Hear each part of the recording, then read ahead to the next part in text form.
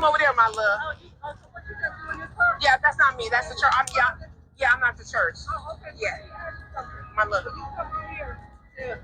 Like give all things to God. You know about the law that God's people are governed by, and I know it's not necessarily it's their choice to do it, but when they're in a desperate situation and you come out here to serve them, do you know about the laws that they supposed to govern them? What I do know is God asks us to feed those who are hungry and clothe those who are cold and stop at that. So I don't get involved in all that.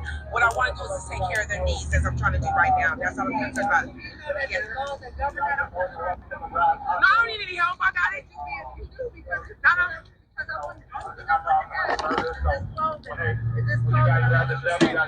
My love, what I know is it's gonna keep them cold on the cold warm on the cold night, and it's gonna help clothes cover their body and help them be as discreet as you and I. So my love, the time that you're gonna take from me, let me take no, I gotta work with them. The time I have to work. No, Darius. My love, your organized religion is stopping the work of the Lord right now. What I'm trying to do right now, you're stopping the work of the Lord on the hands and feet of Jesus. Come on, come this way, my love. Bible follower on Bible follower, or Abrahamic on Abrahamic violence going on here. And not violence in physical violence, but violence in thought and violence in words. So here's this woman. She's participating with some church, and they are providing clothing for the homeless, which, irregardless of my thoughts on religion, the book itself, is a noble thing to do, point blank, period. Most years I participate in some form of giving, whether it's clothing or food, to homeless people here in Atlanta. And in the midst of this, here comes this woman who is more than likely a part of the Black Hebrew Israelite community.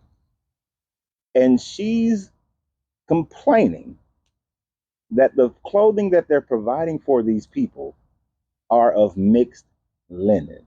Now, true, according to your Bible, if you follow the Abrahamic religion, any of them, Christianity, Islam, or, sorry about that, or Judaism, you are not supposed to be wearing mixed linen.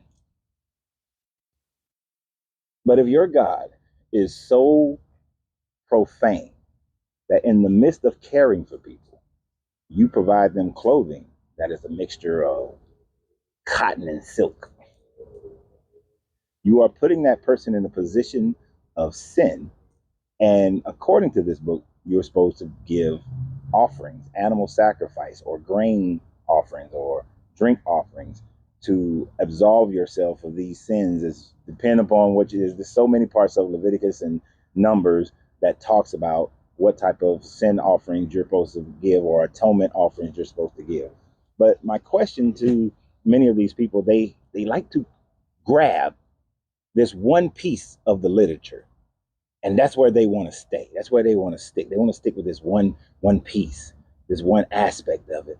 And that's the part that they want to promote, because it's a part that they themselves can do. You're supposed to do all of it. And I don't want to hear about, well, Jesus was the sacrifice.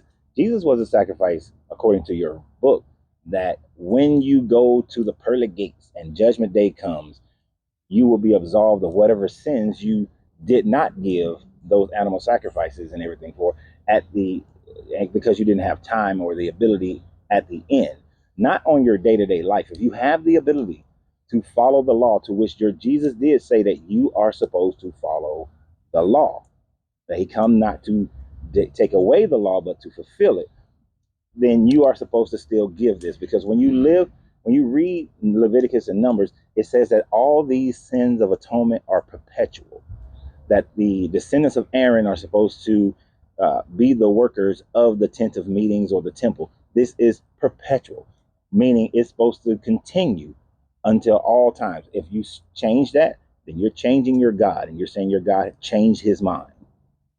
But I find it interesting that y'all who read the same book, y'all still can't get along.